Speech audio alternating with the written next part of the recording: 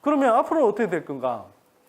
그러면 품목별로 한번 수출 추이를 한번 살펴봤습니다. 그렇게 보면 앞으로 좀 더 증가할 뭐 항목이 있을 거냐 이렇게 따져보면 뭐 약간의 희망을 가질 수 있겠죠.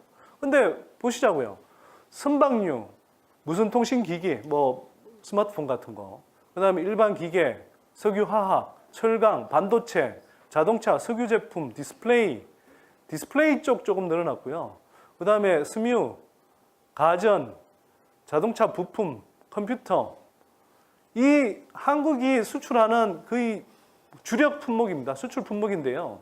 이 수출 품목들 중에 지금 늘어나고 있는 게 없어요. 다 줄어들고 있습니다. 여기서 이제 참고로 2016년치는 3분기까지 그려놓은 거라서요.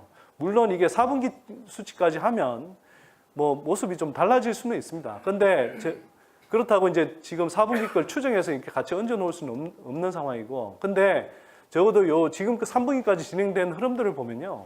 지난해 실적을 능가할 품목들이 거의 없습니다. 자, 지역별로 한번 볼게요. 지역별로 보면요. 자, 중국 줄어들고 있죠.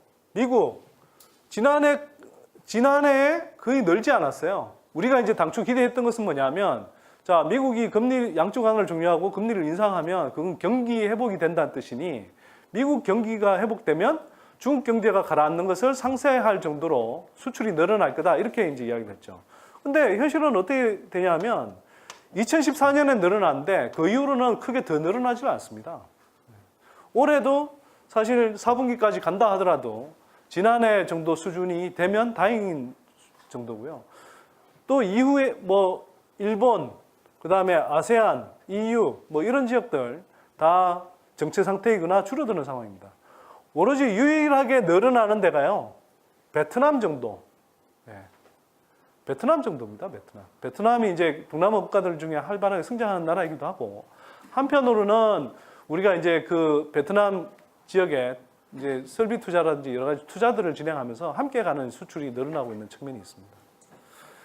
그러니까 전반적으로는 우리의 최대 교육국들을 향한 수출이 계속 줄고 있는 거죠. 근데 아까 이런 상황에서 내년에는 어떻게 될 거냐? 한번 생각해보면 여러 가지 변수들이 있는데 중국 경제는 더 좋아질 가능성이 없습니다. 우리 교육 비중 가운데 한 25%, 4분의 1 정도를 차지하는 중국의 경제가 전반적으로 좋아지지 않아요.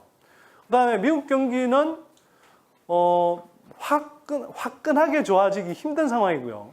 그러면 약간 지지부진하게 이제 계속 뭐 이렇게 경기가 회복되는 정도일 텐데, 그런데 그럼에도 불구하고 문제는 뭐냐 하면 보호무역주의적인 성향이 강해진다는 겁니다.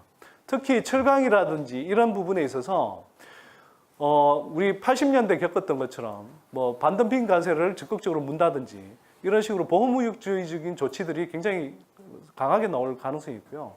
또 한편으로는 트럼프가 자기네들 자국의 일자리를 보호한다라는 이유로 또 뭐 자국 기업들의 경쟁력을 유지한다는 이유로 중국뿐만 아니라 한국에 대해서도 환율 조작국 감시 대상 리스트에 올릴 가능성이 상당히 높습니다. 미국 무부는 트럼프 이전에도 계속 한국을 환율 조작 대상 감시국으로 계속 지정을 해왔어요. 그러니까 주목해 왔었거든요. 그러니까 그런 경향들이 강해질 가능성이 높다는 거죠.